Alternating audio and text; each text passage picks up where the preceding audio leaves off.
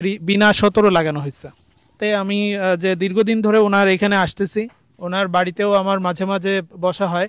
যে লাইন লোগোতে লাগাইছেন, কি কারণে লাগালেন বলেন? লাগাইছি ওষুধ দেওয়ার সুবিধা, তার পোকামাকা কম লাগে লাইনের জন্য, তারপরে ধানটাও ভালো হয়।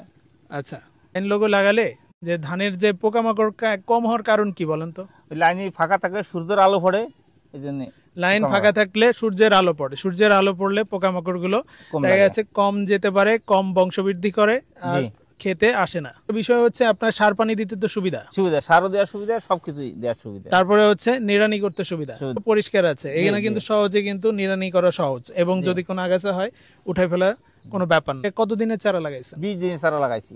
আচ্ছা, এটা স্বল্প জীবনকালীন একটা জাত, এটা হচ্ছে 117 দিনে কর্তন করা সম্ভব। 17 যেগুলো হচ্ছে আমাদের স্বল্প জীবনকালীন জাত, বিনা 17, বিড়ি 87, এই জাতগুলো হচ্ছে আমাদের করা হয় কেন?